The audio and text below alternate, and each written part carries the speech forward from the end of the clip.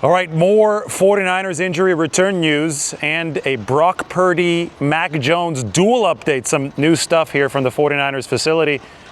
I think it's fitting that we've got Dwight Clark in the background.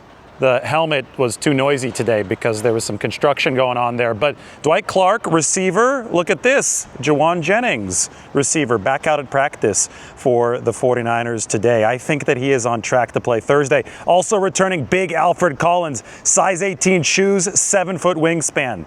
Knee sprain for Alfred, has now returned to practice from that. This, though, very interesting. The two quarterbacks suited up for practice, Adrian Martinez and Mac Jones. But during these throwing drills, Mac Jones didn't throw. The second guy throwing, since you need two, is on the left there. That is Mick Lombardi, the 49ers quarterbacks coach.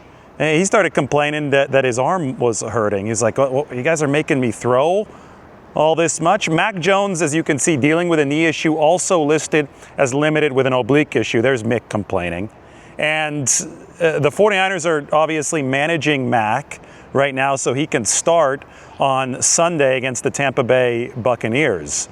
But I've never seen just one quarterback available to go through some of these drills. So Mick had to help out, and then Adrian Martinez probably handled a little bit more of a load as well. Mac's health is obviously a concern for the 49ers. He's had to drop back a ton. 56 dropbacks, 49 throws against the Rams, took a lot of hits. As you can see, he's not moving the best for San Francisco right now with that knee brace. Somebody who's looking very, very spry, by the way, Malik Mustafa, leading all DBs in drills. He's excited to get back out there. I wouldn't even be surprised if Malik started in this game for the 49ers on Sunday. Jauan Jennings back for the 49ers, and so is Kevin Givens. That is 3 starters potentially returning for San Francisco this week against Tampa Bay. Then you project forward to Atlanta the week after. A very good chance that George Kittle is ready to go for the 49ers. So the returns are happening, but the 49ers still have to bridge the gap right now, especially given the fact that that quarterback position is beaten up. The Bucs will blitz a lot. You look at what Todd Bowles does. He will, I think last year he brought 10 very aggressive pressures against Brock Purdy. One of the reasons I'm concerned right now with Mac Jones and that knee brace and obviously less mobility from him even when he's healthy relative to Brock Purdy. One of the reasons I'm concerned is I think the 49ers are going to need some mobility from the quarterback position to win this game. They're not going to need Mac Jones to sprint 40 yards, but they're going to need Mac Jones to be able to move around, to sidestep blitzes, to buy a little bit of extra time to beat some of this man coverage that we're probably going to see from Tampa Bay in this game. Now, there's so many interesting splits statistically. One of them is that Tampa Bay and the 49ers are somewhat reflective of each other. Tampa Bay's got the #1 run defense in all of football, but the number 27 pass defense. The 49ers splits aren't quite as extreme, but they're number 8 against the run, number 22 against the pass. I will say, though, even though Tampa Bay seems to consistently be an efficient run defense, because of how aggressively they blitz, you can run the ball on them, especially to the perimeter. The 49ers have to hit those perimeter runs in this game. There are going to be some losses running-wise because Tampa Bay is very aggressive when it comes to those blitzes. But there have to be some explosive runs for the 49ers. Preferably away from Vita Vea, all 347 pounds of him from Milpitas. There's a light rail train going behind me. That thing is headed to Milpitas. That's where Vita Vea is from. But he makes it really, really hard to run up the middle. I do think, though, that the 49ers can pop off some more explosive runs to the outside to burn some of these Tampa Bay blitzes. And given the state of the quarterback position, with these guys not in the greatest of health right now, it will be very, very necessary for the 49ers to finally see some rushing success. Their longest run of the season is 19 yards from Brian Robinson Jr. Christian's longest run of the season is 15 yards. I think that probably has to change on Sunday in Tampa Bay. Now, back to Brock Purdy. He was working off on the side with Ricky Pearsall today, with a trainer. And both seem to be in really good spirits. They're joking around a little bit. Mobility work for both. There is still an outside chance that Ricky Pearsall plays this week. but it's probably not going to happen. I think that the 49ers will get healthier by virtue of Jauan Jennings returning at that receiver position, but that's more of an update moving forward to the Atlanta game. Maybe Ricky Pearsall is going to have a solid shot to play against the Falcons, in which case it's possible that we see 5 49ers starters returning for that game against Atlanta, with 2 on the offensive end, Pearsall and George Kittle. As far as Brock Purdy goes, well, you have to look at the 49ers QB situation as a whole. And I think it's really clear right now that they've got 2 guys who are less than 100%.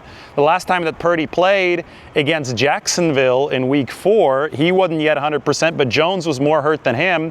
Right now, we would say that Mac Jones is more ready to go, and the 49ers are trying to use that as a luxury that enables Brock Purdy to get back as close as possible to 100%. But reality, it can sometimes divert luxury for the 49ers. And with Jones now dealing with 2 things, with the knee and the oblique, and dropping back as many times as he has been dropping back, because that's the way the 49ers have had to play this, it's very possible that reality changes over the course of the next few days, and obviously after Sunday. So in an ideal world, the 49ers will continue slow playing Brock Purdy. He looked like he was moving fine to me today on the side field, but football often makes you go to contingency plan B, contingency plan C, D, E, and F, so on and so forth. Tampa Bay is very beaten up in the secondary. That's one of the reasons why they rank number 27 against the pass. So the 49ers obviously will try to take advantage of that, but I just think that balance is so important for this 49ers offense, especially if they want to make some of this success sustainable.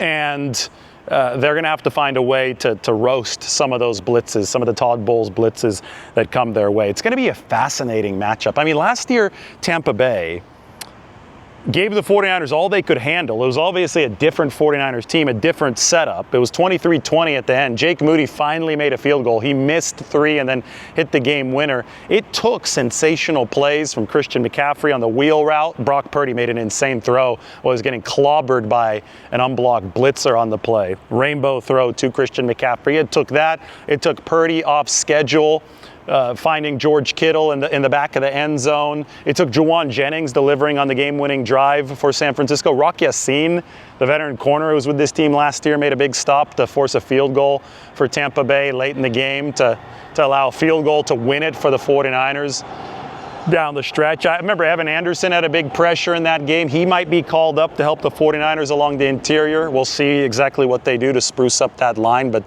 Kevin Givens back and Alfred Collins back at practice, and Clea Davis back with a club on his hand is all huge for the 49ers. But anyway, I remember the 49ers winning that by the skin of their teeth. Now, I will say that they won't probably have George Kittle and Brock Purdy for this game, and those were 2 of the weapons that did superstar-like things to push this across the finish line for San Francisco. I will, though, also say that even though they won't have those guys, and even though Tampa Bay is playing much better offense right now than they were last year, they were decimated at receiver for that game against the 49ers. This season, Tampa is looking at Emeka Egbuka, the rookie, is just lighting it up for them. He's playing some really, really good football. So even though those advantages at the star positions, especially in the pass game, now seem to favor Tampa, the 49ers left 9 points on the board last year with all those missed Jake Moody field goals. So when you talk about changing margins between these 2 teams, Eddie Pinheiro should change some of the margin for the 49ers. 11 of 11 for San Francisco so far. So that's just something important to keep in mind. The 49ers have gotten better at special teams. You look at a lot of the parallels between the 49ers and the Bucs statistically. Well, one thing, Tampa Bay is second to last in special teams EPA now, number 31. 49ers, thanks to Eddie Pinheiro, mainly thanks to him, they are number 20. And I think in another close game, that could play a really, really big difference. By the way, 49ers, this may come as a surprise. They're going to be wearing the home red uniforms for the first time on the road in Tampa Bay. Same uniforms that Dwight Clark wore when he made the catch, or that Joe Montana made when he made the throw. Look, there's Joe in front of us. Always a good sight, Joe Montana. This is the catch statue, by the way, at the 49ers facility.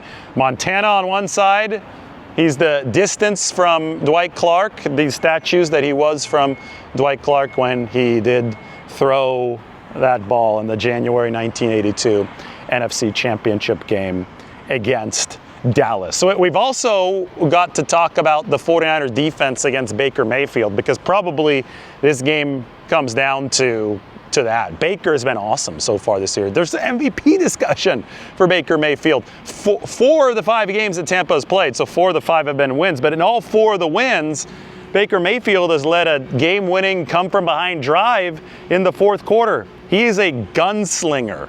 And he's doing it without a great running game this year. They're probably not going to have Bucky Irving. It's probably going to be Rachaad White. But Tampa not running the ball well. They're down in the low 20s when it comes to run efficiency. Another parallel, right, with the 49ers. Baker's averaging nearly 35 throws a game.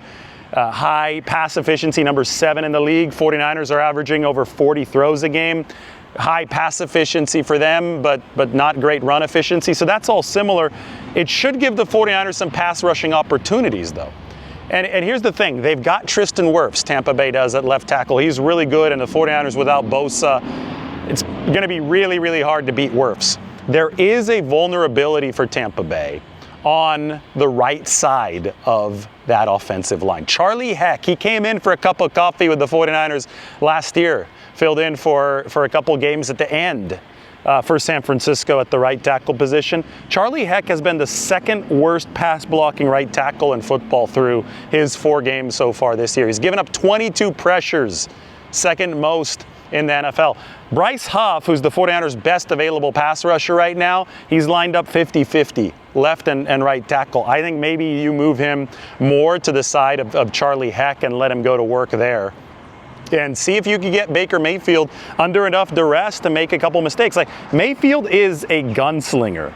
The guy is going to anticipate. He's going to throw into tight windows. He's a really good quarterback, but generally he's going to give you a couple opportunities, especially if you can get just a little bit of pressure on him. So if you can expose that Charlie Heck weakness, that could be something that allows the 49ers some INT opportunities. Now, they're on a historically long streak without a pick. It dates back to November in this stadium as Isaac Yiadom, he's not even on the team anymore, against Geno Smith. But I think this is a game where, you know, they needed greasy turnovers against the Rams. There were bigger underdogs there.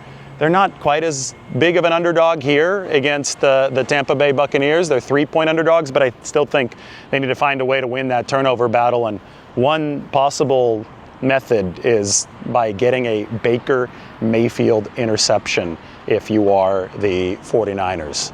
So Charlie Heck, take a look at him. I think that's a way that San Francisco needs to try to influence this game.